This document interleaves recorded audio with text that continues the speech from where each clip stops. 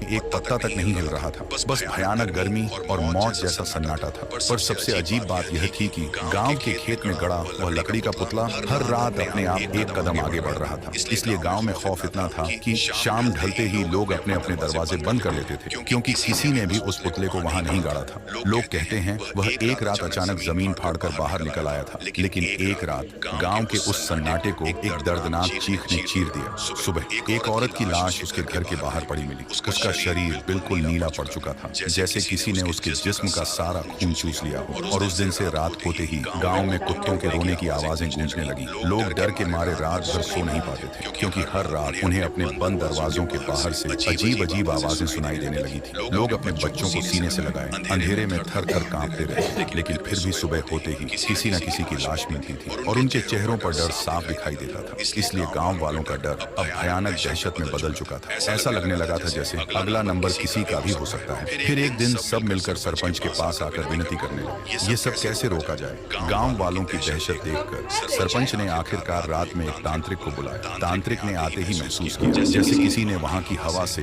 जिंदगी ही निचोड़ ली हो। फिर वह अपनी आंखें बंद करता है और देखता है कि कुछ वक्त पहले चांदनी नाम की लड़की अपनी बीमार माँ के लिए रात के अंधेरे में दूसरे गांव से वैद्य को बुलाने जा रही थी। लेकिन कुछ दूर जाते ही उसके सामने सरपंच का बेटा आया और उसके साथ दरिंदगी की। फिर उसे मारकर खेत में फेंक दिया। उधर बेटी के इंतजार में बीमार माँ ने भी तड़प कर दम तोड़ दिया। लेकिन चांदनी की आत्मा बदले की आग में उस खेत में रखे उस पुतले में कैद हो गई थी और तब से वह पूरे गांव को मिटा देना चाहती है। यह नजारा देखकर तांत्रिक की रूह कांप उठी। फिर उसने गांव वालों के सामने सारा सच बता दिया। सच सुनते ही सरपंच का सिर शर्म के मारे झुक गया। अगली सुबह गांव वालों की भीड़ उस खेत के किनारे खड़ी थी। भीड़ के आगे सरपंच था और उसके पैरों में गिड़गिड़ाता हुआ उसका अपना बेटा। सरपंच की आंखों में आंसू थे, पर हाथ में एक कुल्हाड़ी थी। तभी उसने एक झटके में अपने ही बेटे का सिर धड़ से अलग कर दिया। खून के छींटे सीधा उस पुतले पर जा गिरे और सरपंच घुटनों के बल जमीन पर गिरकर रोते हुए बोला, तेरा बदला पूरा हुआ चांदनी। इस पापी खून से अपनी प्यास बुझा ले और इस गांव को बख्श दे।